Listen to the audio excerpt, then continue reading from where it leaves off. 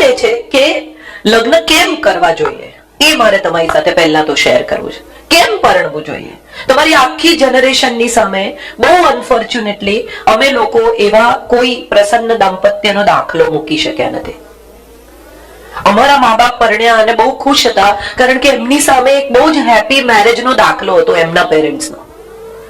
તમારી જે આખી જનરેશન આવી જેના મા બાપ હવે બિટવીન 50 to 60 છે અથવા 45 to 60 છે, એ બધા મા બાપ અજાણતા જ પણ એટલા ઉત્તમ દાંપત્યનો દાખલો તમારી સામે મૂકી શક્યા નથી. તમને લાગે છે કે જો આ જ લગ્ન હોય તો ભાઈ સાહેબ રહેવા દો.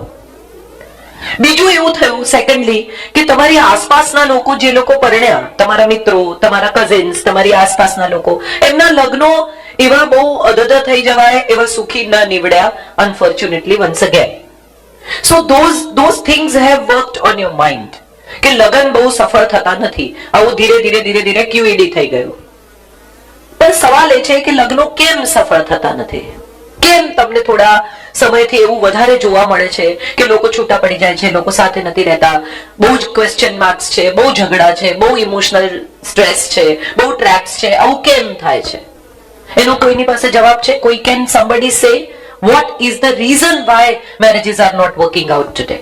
Yes darling, see, independence and adjusting have nothing to do with each other. Adjustment has nothing to do with independence. What is independence according to you? કમાવું, તમને ગમે એમ જીવવું, તમને ગમે એવા કપડા પહેરવા, તમને ગમે ખાવું, તમારા અંગત મિત્રો હોવા, તમારી સાંજ તમને તમારી રીતે ગાળવા માટે અઠવાડિયામાં 2 દિવસ મળવા જોઈએ. આને જો તમે સ્વતંત્રતા કહેતા હો તો એને એડજસ્ટમેન્ટ સાથે કોઈ નિસ્બત જ નથી. જ્યાં પ્રેમ હોય ને ત્યાં એડજસ્ટમેન્ટ આપોઆપ થઈ જાય. The reason being કે તમે કોઈને ચાહતા હો, તમારી મમ્મી નોકરી કરતી હોય, તમારા કોઈની પણ માં કામ કરતી હશે તો તમને એવું કોઈ દિવસ યાદ છે કે મારે રાંધ્યા વગર જતી રહી? જેના પણ ઘરમાં મધર, વર્કિંગ મધર હશે, કોઈને એવું ખબર છે કે મમ્મી એવું કહી દીધું કે આજે બહારથી મંગાવી લેજો, હું નહીં બનાવું? અથવા માએ રવિવારે આમ પગ લાંબા કરીને હિંચકા પર બેસીને એમ કહ્યું કે I am not gonna cook today? આવી કોઈ મમ્મી કોઈને ખબર છે? કેમ? Why not? એને ખબર છે કે એની રિસ્પોન્સિબિલિટી શું છે, એને શું કરવાનું છે. એડજસ્ટમેન્ટ ત્યાં આવે છે જ્યાં પ્રેમ છે. અને મને એવું લાગે છે કે પ્રેમ હોય ને તો જ પરણવાનું. પછીથી થઈ જશે એવું કોઈ પણ સમજાવે તો માનતા નહીં.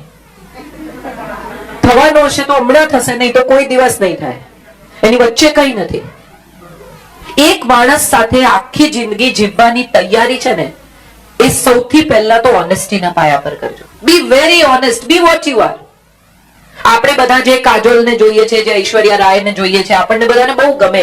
કેમ તો કે એના પર મનીષ મલ્હોત્રાએ કામ કર્યું છે અને મિકી કોન્ટ્રાક્ટરે કામ કર્યું છે અને બહુ રૂપાળી.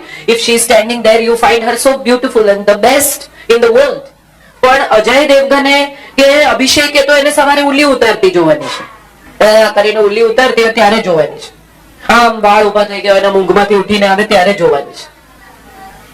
એના ઘસાયેલા ટી શર્ટ સાથે, એના નાઇટ ડ્રેસમાં ક્યાંક કાણા હોય એવી એને જોવાની છે. અને જો એવી પ્રેમ કરી શકાય ને તો માનજો કે સાથે જીવી શકાશે. સરસ તૈયાર થયેલી, મેકઅપ કરેલી, આઈલાઇનર કરેલી, ઇસ્ત્રી વાળા કપડા પહેરેલી ગમે તો એની સાથે કોફી પી શકાય, એની સાથે જીવી ન શકાય. જીવવા માટે સૌથી પહેલા તો ઓનેસ્ટી જોઈશે. રૂપાળી છે કે નહીં એ બહુ મહત્વનું નથી, સમજદાર છે કે નહીં એ બહુ મહત્વનું છે. એવી જ રીતે છોકરો કેટલો સારો દેખાય છે, એનું બેંક બેલેન્સ શું છે, એનું ફેમિલી બેકગ્રાઉન્ડ શું છે, એ બધા ક્રાઇટેરિયાઝ ઇમ્પોર્ટન્ટ છે પણ એટલા ઇમ્પોર્ટન્ટ નથી. તમે એની સાથે જીવી શકશો, કાલે આ ફેમિલી બેકગ્રાઉન્ડ નહીં હોય તો શું કરશો? કાલે આ બેંક બેલેન્સ ન પણ હોય. હમણાં જ અમદાવાદમાં એક મોટી હોસ્પિટલના ડોક્ટરે ક્રૂડ ઓઇલમાં ટ્રેડ કર્યું અને એના અબજો રૂપિયા ડૂબી ગયા. And he had to put his hospital on lease with somebody, Kotak Mahindra સાથે. અને અત્યારે જેટલું કામ કરે છે એની હોસ્પિટલમાં એ બધા પૈસા કોટક મહિન્દ્રાને ચૂકવી રહ્યો છે. એના પરિવારને ખાલી પગાર મળે છે. પત્ની ડોક્ટર જોઈને પરણી હશે, પત્ની ફેમિલી બેકગ્રાઉન્ડનું, હોસ્પિટલનું, 3 પેઢીઓનું હોસ્પિટલનું બેકગ્રાઉન્ડ જોઈને પરણી હશે. હવે કયું બધું તો માણસ નહીં ગમે? પૈસાથી જિંદગી છે?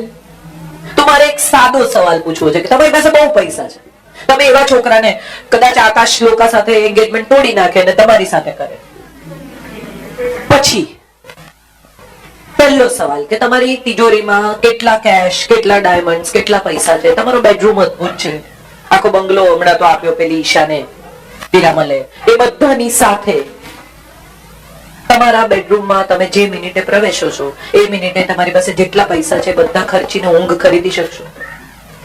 2 કલાકની ઊંઘ ખરીદી શકે છે કોઈ? હા કે ના? સારામાં સારું ખાવાનું બન્યું હોય, 5 શેફ હોય તમારા ઘરમાં, અને 5 શેફ તમારે આમ ઊભા હોય અને તમારા માટે તમે કોઈ કરવા તૈયાર હોય, તમે ભૂખ ખરીદી શકો છો? અને ત્રીજો સાદો સૌથી છેલ્લો સવાલ, અહીંયા બહાર મિલેનિયમ ક્લબ ની બહાર એક માણસ બેસી અને રડતો હોય તો એને કેટલા લોકો પૂછવા જાય કે ભાઈ શું થયું, પૈસા પડી ગયા, એક્સિડન્ટ થયો કે બીજો પ્રશ્ન થયો, તને કઈ હેલ્પ કરીએ? અને એકલો રડતો હસતો હોય તો એક માણસ એકલો બેસીને હસતો હોય, કેટલી વાર સુધી એ હસી શકે? થોડી વારમાં એમ્બ્યુલન્સ આવે કે એકલો હસે? સાદી બેસિક જિંદગીના પાયાની વાત એ છે કે હસવા માટે, સુખી થવા માટે, મજા કરવા માટે જોડે એક જણ જોઈશે. એકલા મજા નહીં કરી શકાય. અત્યારે બહુ મજા આવે. કેટલા બધા લોકો એવું કે મારે તો કોઈની જરૂર નથી, હું તો એકલો ટ્રાવેલ કરું છું, હું તો એકલી ટ્રાવેલ કરું છું, મને તો ઉલટાના માણસો ગમતા જ નથી. ઇન્ટરેસ્ટિંગ છે આ ફેક્ટ. મેં પણ આવું કહ્યું છે મારી જિંદગીમાં. મેં સંજયને પૂછે તું મારા હસબન્ડને તાર પરણવું શું કામ છે મારી જોડે? આજથી 25 વર્ષ પહેલા અમે એ જ ઘરમાં સાથે રહેતા હતા જે ઘરમાં અમે પરણ્યા. 1 વર્ષ જોડે રહીને પછી અમે લીગલ વેડિંગમાં દાખલ થયા 25 વર્ષ પહેલા. અને ત્યારે મેં એને પૂછેલું કે કેમ પરણવું છે, અને ત્યારે એને મને બહુ સરસ જવાબ આપેલો. હું એવું માનું છું કે આ જવાબ દરેક માણસ માટે સાચો છે. એને મને એવું કહેલું કે હું સવારે આંખ ખોલું ને ત્યારે મને તને બાજુમાં જોવી છે આખી જિંદગી. આ બહુ બહુ સરસ જવાબ છે જિંદગીનો. આજે નહીં, આવનારા 25, 30, 35, 40 વર્ષ સુધી એક માણસ તમારી બાજુમાં સૂતો છે અને સૂતી છે, અને તમારે આંખ ખુલે ત્યારે કોઈક તો છે કે જે તમારી રાહ જોઈ રહ્યું છે. ઘર અંદરથી કોઈ ખોલે છે, તમારે કાયમ ચાવીથી બહારથી નથી ખોલવાનું. Companionship is what marriage is all about. I don't think it's a project. I don't think it's something that is taught to you all these years. છોકરી જો સમજ શું કરે. તમને એક છોકરી એમ કહે કે હું તો નોનવેજ નથી ખાતી, અને તમને જિંદગીના 10 વર્ષ સુધી ખબર ના પડે કે એની બેનપણીઓ સાથે બહાર જઈને નોનવેજ ખાઈ આવે છે. પણ એ 10 વર્ષ દરમિયાન તમારી ને એની રિલેશનશિપ એટલી અદ્ભુત છે. You have been the best of the friends. You have loved each other. You have lived with each other so happily. She has taken care of your family. So do you think this one thing that she has not told you will create a problem in life? એને ઘરમાં કોઈ દિવસ લાવીને નથી ખાધું, એને બહાર કોઈની સાથે ખાધું છે, એને ભાવે છે, એ ખાય છે, એને તમને નથી કીધું. કેટલા લોકોને લાગે છે કે એનાથી પ્રોબ્લેમ થાય? Let's be honest. હું અહીંયા ભાષણ આપવા નથી આવી. કેટલા લોકોને લાગે છે કે આવી 10 વર્ષની સરસ રિલેશનશિપ પછી તમને આવી એક નાની ફેક્ટ ખબર પડે તો પ્રોબ્લેમ થાય? Very good. I am very glad કે તમે લોકો રાઈટ જગ્યાએ રાઈટ કામ કરવા આવ્યા છો. નાની નાની વસ્તુઓ જિંદગીમાં જરાય મહત્વની નથી. આપણા બધાનો પ્રોબ્લેમ એ છે કે આપણે એટલી નાની વસ્તુને એટલી મોટી કરીએ છીએ કે સમય જતા આપણને ખબર જ નથી પડતી કે પ્રેમની આગળ એ નાની વસ્તુ એટલી મોટી થઈ ગઈ. તમે 10 પૈસાનો, હવે તો 10 પૈસા નથી મળતા, 1 રૂપિયાનો સિક્કો આમ સૂરજની પાસે રાખો ને આમ તો તમને સૂરજ દેખાય, પણ એને તમે આંખની પાસે લઈ આવો ને તો સૂરજને પણ ઢાંકી શકે. એને તમારે ક્યાંથી જોવી છે બહુ અગત્યની વાત છે. હું એવું માનું છું, હું બહુ ઇન્ડિપેન્ડન્ટ છું. મેં કોઈને ઘરમાં ક્યારેય પૂછ્યું નથી. ધીસ ઇઝ ફોર યુ કે હું જાઉં, હું મારા ઘરમાં અનાઉન્સમેન્ટ કરું છું કે હું શનિવારે ભુજ છું, રવિવારે મુંબઈ છું, સોમવારે અહીંયા છું, મંગળવારે અહીંયા છું, બુધવારે ઘેર આવીશ. અને આ હું માનું છું છેલ્લા 10 વર્ષથી મારા ઘરનું રૂટીન છે. પણ હું જ્યાં હોઉં ત્યાંથી મારા ઘરનું મેનુ હું સેટ કરું છું કે આજે શું બનશે, ઘરમાં શું નથી, એ મને હું જ્યાં હોઉં ત્યાંથી ખબર હોય છે. ઇન્ડિપેન્ડન્સ ને એડજસ્ટમેન્ટ સાથે કોઈ નિસ્બત નથી. એડજસ્ટમેન્ટ ને રિસ્પોન્સિબિલિટી સાથે નિસ્બત છે. અને બે લોકો જ્યારે સાથે જીવવાનું નક્કી કરે ને ત્યારે બંનેની એકબીજા સાથે રિસ્પોન્સિબિલિટી છે.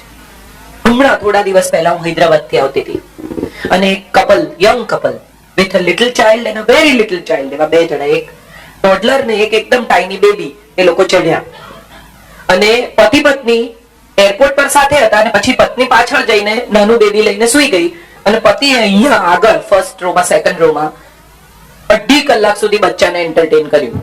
એને કોઈ રીતે પાછળ જવા ના દે. એનું આમ પાછળ જુએ એટલે વળી કઈક બીજી વાતમાં પાડે. 2.5 કલાક પેલી એની વાઈફ ઊંઘી ને લોકો નીચે ઉતરતા હતા ત્યારે મેં પેલા ભાઈને કહ્યું, you are a wonderful father, I must tell you. એટલે એને કહ્યું કે wonderful mother hasn't slept for 3 days. આપણને ખબર નથી, આપણને એવું લાગે કે એને 2.5 કલાક રાખ્યું છોકરું, પણ પેલી સ્ત્રી છેલ્લા 3 દિવસથી રાત દિવસ નથી સૂતી. So there is a little responsibility કે ચાલ ફ્લાઇટમાં તું સૂઈ જા. અને એટલું કરવામાં તમે ક્યાંય ઘસાઈ નથી જતા. 2 લોકો જયારે સાથે તમે સાદા તમારા રૂમમેટ સાથે હોસ્ટેલમાં રહ્યા હશો, તમે કેટલા એડજસ્ટમેન્ટ કરો છો? તમે કોઈને ઘરે રહેવા જાઓ છો, મામાને ત્યાં, કાકાને ત્યાં, તો તમારે ધાર્યા પ્રમાણે કઈ થતું નથી. બધું તમને જેવું જોઈએ એવું મળતું નથી. તો જે વ્યક્તિની સાથે તમે લગ્ન કરો છો એની સાથે એવો આગ્રહ કેમ કે હું કહું એમ જ થવું જોઈએ? બંને પક્ષે છે. આ કોઈ એક વ્યક્તિની વાત નથી. હવે તો દીકરીઓ પણ એવી રીતે ઉછરી રહી છે, ભણેલી છે, કમાય છે, તો બધી દીકરીઓને એમ લાગે છે કે હું શું કામ એડજસ્ટ કરું. ઘણા બધા લોકો મારે ત્યાં આવે છે અને પછી ત્યારે મને પૂછે કે હું કેમ એડજસ્ટ કરું. એનો મારી પાસે બહુ સિમ્પલ જવાબ છે. તમે ડોક્ટરને ત્યાં જાઓ, તમને પ્રિસ્ક્રિપ્શન લખી આપે અને તમે એને 500 રૂપિયા આપીને 2000 રૂપિયા આપીને એમ તમે જ ખાજો, તો શું થાય? તમે સાજા થાઓ? જેને સુખી થવું હોય ને એને પોતે મહેનત કરવી પડે. બીજું કોઈ કરશે ને તમે સુખી થશો, આ વિચાર ભૂલી જજો. Somebody else will make you happy. That will never happen. One of my novels, એક સાંજને સરનામે, એમાં એક છોકરો આવી રીતે છોકરીને મા બાપને મળવા જાય છે અને છોકરીના મા બાપ પૂછે છે કે તું એને સુખી કરીશ ને? અને ત્યારે છોકરો જવાબ આપે છે કે હું એને માટે સંપત્તિ ખરીદીશ, હું એને માન આપીશ, હું એને પ્રેમ કરીશ, હું એને સલામતી પણ આપીશ, હું એની સાથે એડજસ્ટ પણ કરીશ. સુખી એને જાતે થવું પડશે. તમને કોઈ સુખી નહીં કરી શકે, કારણ કે ગમે તેટલું મળે પછી પણ દુઃખી થવાનું તમે નક્કી કર્યું હોય તો કોઈ આવીને તમને મજા નહીં કરાવે. આપણે બધા અજાણતા જેવી દુનિયામાં દાખલ થઈ ગયા છીએ કે આપણે બીજા લોકો સાથે કમ્પેર કરીએ છીએ આપણી જિંદગી. અને જે હું માનું છું બધાનો યુનેનિમસલી પ્રોબ્લેમ છે. આના ઘરમાં આમ છે, મારા ઘરમાં નથી. પેલાના ઘરમાં આમ છે, આના ઘરમાં આમ છે. જ્યારે તમે પેરેન્ટ્સ જોડે રહો છો, તમારા ઘરમાં એક છોકરી પરણીને આવે છે, તમે વિચાર કરો એ કોને પરણીને આવી છે? તમારા મા બાપને? એ તમને પરણીને આવી છે, એને તમને જોયા છે. મા બાપનો ભાગ 5, 10, 15% હશે, પણ what she has decided is to live with you. So the biggest responsibility is to give her an environment where she can live with you. I'm not saying કે તમારા પેરેન્ટ્સને તમે એમ કહી દો કે ના આવું નહીં કહેવાનું, આવું નહીં કરવાનું. પણ જ્યારે આવો કોઈ પણ સંઘર્ષ, અને થાય જ, કોઈ, હું નથી માનતી કે કોઈ ઘર એવું છે કે જેમાં એક નવી આવેલી વ્યક્તિ ઇમિડિયેટલી 5 જ મિનિટમાં એડજસ્ટ થઈ જાય ને એવું લાગે કે જાણે 25 વર્ષથી રહે છે. સાદા દાખલા હું તમને આપું તો તમને બહુ મજા આવે એવા દાખલા છે કે તીંડોળા ગોળ સમારવાના કે ઉભા સમારવાના. એને ઘેર ગોળ સમારતા હોય, તમારે ઘેર ઉભા સમારતા હોય. પેલી ગોળ સમારે એટલે ત્યાંથી થાય ઝઘડો ચાલુ. અમારે ઘેર લીલું મરચું નાખે છે, તમારે ઘેર સૂકું મરચું નાખે છે. મારા પોતાના ઘરમાં મને ખબર છે કે હું આઈ એમ અ સિંગલ ચાઇલ્ડ. હું, મારી મમ્મી ને મારા પપ્પા, અમારા ઘરમાં નથી કોઈ બહુ મહેમાનો કદી આવ્યા કે નથી અમે ક્યાંય કોઈને ત્યાં જઈને રહ્યા. અમે દરેક વેકેશન 3 જ જણાએ લીધું છે. અને સંજયના ઘરમાં એના 4 કાકાઓ, 2 ફોઈઓ, અને એવું કે ને કે ઘરના લોકો જમવાના છે એટલે 35 જણા હોય. આવો પરિવાર છે. અને ત્યાં હું જયારે ગઈ પરણીને ત્યારે આઈ વોઝ લાઈક આ કેવા લોકો છે? કોઈ પણ એક માણસ આવે, થાળી લે, જમવા બેસી જાય. ગમે તે માણસ ગમે તેનું સ્કૂટર લઈને જતું રહે, ગમે તે માણસ ગમે તેનું શર્ટ પહેરી લે. For me it was a kind of cultural shock. But the best part of the story was my mother in law knew that I am coming from a family which is a very small nuclear family. And she kept on. અમારે ઘરે બધા જમવાના હોય તો પરિસ્થિતિ એવી હોય કે પહેલા બાળકો જમે, પછી પુરુષો જમે અને પછી સ્ત્રીઓનો વારો આવે. એટલે 2 વાગી જાય અને મને તો સવારે ભૂખ લાગે અને આ 2 વાગ્યા સુધી તો રાહ જોવી એ તો મારા માટે આખી ઇમ્પોસિબલ. હું ચીડચીડ થઈ જાઉં. એટલે મમ્મી સવારના પોરમાં મને એવું કે આજે તમે નાસ્તો કરી લેજો, 2 વાગશે. I personally feel this કે આ પેરેન્ટ્સની પણ નાનકડી ફરજ છે કે એક પરણીને આવેલી નવી છોકરી, તમે એક મોબાઈલ ફોન ખરીદો અને પછી નવો ફોન ખરીદો તો તમે જ્યારે ડેટા ટ્રાન્સફર કરો બંનેના બ્લુટૂથ ઓન કરીને, ત્યારે તમને ફોન વાળો, તમે તો બધા નવી જનરેશનના છોકરાઓ છો તો તમને એવી ખબર છે કે વચ્ચે બટન નહીં દબાવવાના, નહીં તો ફોન હેંગ થઈ જાય. રાઈટ? હા કે ના? ડેટા ટ્રાન્સફર થતો હોય ત્યારે વચ્ચે બટન નહીં દબાવવાના. કરેક્ટ? હવે આ છોકરી જે તમારે ઘેર આવી છે, 25 વર્ષનો ડેટા એની જોડે લાવી છે, એ તમારા ઘરમાં ટ્રાન્સફર કરે ને ત્યાં સુધી એના બટન નહીં દબાવતા, નહીં તો હેંગ થશે. પછી તમે જાણો. થવા દો શાંતિથી એનો ડેટા 2 બ્લુટૂથ ઓન કરી અને મૂકો, ટેબલ પર રહેવા દો એને, એની બે ટ્રાન્સફર થશે. એમાં કઈ તમારે બીજું કરવાનું નથી. ધ બધાના ઘરમાં નાના નાના કુંડા હશે, છોડ હશે. તમે બહારથી નર્સરીમાંથી પ્લાન્ટ લાવો, પછી તમારા ઘરના કુંડામાં રોપો, ત્યારે તમારે આજુબાજુની માટી લેવી પડે. આમ સાફ કરીને મૂળ જોડે ના નાખો, રાઈટ? આટલી માટી સાથે એમાં ખાડો કરીને તમે નાખો. આ માટી છે ને, એનો ઉછેર છે, એની જોડે લાવી છે. એ માટી તમારે સાથે રાખવી પડશે, તો એ તમને તમારા કુંડામાં એડજસ્ટ કરશે. બધું જ બદલવાનો પ્રયત્ન કશું નહીં બદલે. થોડું થોડું બદલવાનો પ્રયત્ન ખૂબ બધું બદલશે. હવે કાલથી સવારે 6:30 વાગે ઉઠવાનું એવું જો તમે એને કહી દો, તો એનું પહેલું રિએક્શન એવું આવશે કે નહીં ઉઠો જા. પણ જો તમે એમ કહો કે બધા 6:30 ઉઠે છે, 7 સવા 7 બધા ચા પીએ છે, તો આવીશ, બધાને ગમશે.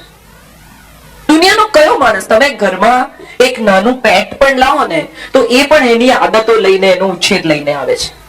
તમારે એને ટ્રેનરને ત્યાં મોકલવું પડે છે કે આ અમારા ઘરનું એડજસ્ટમેન્ટ છે, તમે એને શીખો. તો આ તો 25 વર્ષ સુધી જીવેલી, ભણેલી, પોતાની જાતે જિંદગીમાં એડજસ્ટ થયેલી, આગળ વધેલી છોકરી છે. એના ઉપર કશું પણ ઇમ્પોઝ કરવાથી વિદ્રોહ થશે. અને એને પ્રેમથી તમે જે પણ કહેવાનો પ્રયત્ન કરશો, એ રહેવા જ આવી છે ને. કોઈ એકતા કપૂરનું પિક્ચર તો છે નહીં કે તમારે ઘેર આવીને એવું નક્કી કરીને આવી છે કે આ બધાની વાટ લગાવું. એવા કોઈ વિચાર સાથે તો એ આવી જ નથી. એને રહેવું છે માટે આવી છે. અને હું હંમેશા કહું છું કે લગ્નમાં છૂટા પડવાના 100 કારણ હોય છે, અને સાથે રહેવાનું એક જ કારણ હોય છે, તમે એકબીજાને પ્રેમ કરો છો. બીજું કઈ કારણ નથી સાથે રહેવાનું. If two people love each other, nothing can separate them. And two people don't love each other, nothing can keep them together. કોઈ પ્રોજેક્ટ નથી આ. હવે મારે જે વાત કરવી છે, થોડી ટેકનિકલ વાત કરવી છે. શું છે લગ્ન? What is it about? કેમ આપણા દેશમાં આ સંસ્થાનું આટલું બધું મહત્વ છે? કેમ મા બાપ એમ કે છે કે લગ્ન કરો, લગ્ન કરો, ઘરમાં બહુ લાવો, ગૃહલક્ષ્મી કેટલા બધા આનંદથી લઈ આવે. નવા નવા એન્ગેજમેન્ટ થયા હોય ને, છોકરી અવર જવર કરતી હોય ઘરમાં, અને સાસુનું કબાટ ખોલે ને કે મમ્મી કેટલી ફાઇન સાડી છે, એટલે કે બધું તારું જ છે ને બેટા. અને પછી લગ્ન થઈ જાય, 1-2 વર્ષ થાય ને કે મમ્મી સાડી પેલી મને બહુ ગમે છે, મારે પહેરે. ના ભાઈ, તું બહુ નીચી પહેરે છે. શું બદલાઈ જાય છે? એવું શું થાય છે કે બે લોકો વચ્ચે કશું કેવું બને છે કે જે એમને બદલી નાખે છે? એમણે કહ્યું ને તુરલબેને કે લિસ્ટ બનાવો તમારા એક્સપેક્ટેશનનું. કોઈ લિસ્ટ ના બનાવો. એવું નક્કી કરો કે તમે શું આપવા તૈયાર છો. Don't make a list of expectations, make a list of what you can give. હું આનાથી વધારે કંઈ નહીં આપી શકું એવું તમે નક્કી કરી લો. મને બુધવારની સાંજ મારા મિત્રો સાથે બહાર જવા જોઈએ છે, હું બુધવારની સાંજ તને નહીં આપી શકું. મેક શ્યોર, કહી દો. બાકીનું આખું અઠવાડિયું તારું. પ્રશ્ન શું થાય છે? બુધવારની સાંજ મિત્રો સાથે, ગુરુવારની સાંજે ઓફિસમાં મોડું થઈ ગયું, શુક્રવારની સાંજે ક્લાયન્ટ આવી ગયા, શનિવારની સાંજે તો હવે કોઈકને ત્યાં લગ્ન છે, સોમવારની સાંજે ફલાણું થયું, મંગળવારે આમ થયું. એટલે બુધવારની તો તમે લીધી જ, બાકીની બધી અનઓફિશિયલી લીધી. એક સ્ત્રી જે તમને પરણીને આવી છે, એની જરૂરિયાત એ છે કે તમારી સાથે સમય વિતાવે. અને જગતના કોઈ પણ 2 જણા જો એકબીજા સાથે સમય નથી વિતાવી શકતા, તો એમને સાથે રહેવાનું ગમતું નથી. Spend time together, talk to each other. Phone કેટલો બધો, ગઈકાલે જ હું બોલીને આવી છું કે મોબાઈલે આપણી જિંદગી કેવી કરી નાખી છે. 2 જણા હનીમૂન પર જતા હોય, હમણાં જ થોડા દિવસ પહેલાની જ વાત છે, દિલ્હી એરપોર્ટ પર હાથમાં ચૂડો પહેરેલો હનીમૂન પર જતા હતા, અને મારી બાજુમાં બેઠેલા 2 જણા બંને પોતાના ફોનમાં વ્યસ્ત હતા. They were both busy with their own phone. હજી તો હનીમૂન પર જાય છે, અને હવે તો આખા બધા એક આખી નવી ટ્રેન્ડ ચાલુ થયો છે કે 3 કપલ હનીમૂન પર જોડે જાય. કેમ? તો કે પછી કંટાળો આવે. તમને હમણાંથી કંટાળો આવે છે તો તમારી સાથે તો પછી બીજું રહેવાનું તો કોઈ કારણ જ નથી. સમય સાથે વિતાવવો એ પહેલી શરત છે. Spend time together. Do something that you like. Vatsyayana, જેણે કામસૂત્ર લખ્યું, એને લખ્યું છે એના પુસ્તકમાં કે લગ્નની પહેલી રાત્રે વરકન્યાએ એકબીજાને સ્પર્શ પણ ન કરવો. અને જે લોકો વિધિસર અહીંયા પરણેલા છે એમને ખબર છે, હજી તમારે તો એક્સપિરિયન્સમાંથી પસાર થવાનું છે, પણ જે લોકો વિધિસર પરણ્યા છે એને બરાબર ખબર છે કે પહેલી રાત્રે એકચ્યુઅલી કોઈ કશું કંઈ કરવાના મિજાજમાં હોતું જ નથી. એવા થાકેલા 2 જણા પીનો કાઢો પહેલા માથામાંથી, ત્યાંથી ચાલુ થાય કે પીન પહેલા કાઢો. વાળ બધા એટલા કડક થઈ ગયા હોય, સ્પ્રે કરીને પહેલા તેલ નાખો, વાળ ધુઓ, ઢીલા કપડા પહેરો, ત્યાંથી શરૂ થાય. Why are we looking at marriages with this first night concept? Hindi સિનેમાએ આપ્યો આપણને આ કોન્સેપ્ટ. આવો કોઈ કોન્સેપ્ટ આપણા દેશની સંસ્કૃતિમાં છે જ. આખો સુહાગ રાતનો જે નોનસેન્સ કોન્સેપ્ટ છે એ હિન્દી સિનેમાએ એ સમયના યુવાન લોકોના ભેજા બહેલાવવા માટે શોધેલો કોન્સેપ્ટ છે. હવેના છોકરાઓ સાથે સેક્સ એટલું બધું ભયાનક પરિસ્થિતિમાં છે જ નહીં. ત્યારે તો એવું હતું કે આઈ લવ યુ કે એનો અર્થ જ એમ કે વિલ યુ મેરી મી. એમાં પછી વચ્ચે કઈ તમારી જેમ બ્રેકઅપ નામનો શબ્દ અમે શોધ્યો જ નહોતો. આ તો હમણાં છેલ્લા 20 વર્ષથી શોધાયો છે. એક એવું પણ ઓપ્શન અવેલેબલ છે. અમારી પાસે તો હતું જ નહીં. અમે તો ઘરે છોકરો મળવા લઈ જઈએ એટલે મા બાપ કન્ફર્મ કરે ને પછી તો અમારે છૂટા પડવું હોય તોય ના પડે. મા બાપ કે અમે તો બધા સમાજમાં કહી દીધું છે એટલે હવે પરણી જાવ, હવે કઈ નહીં. અગત્યની વાત એ છે કે શરીર ઇમ્પોર્ટન્ટ છે પણ શરીર જ ઇમ્પોર્ટન્ટ નથી.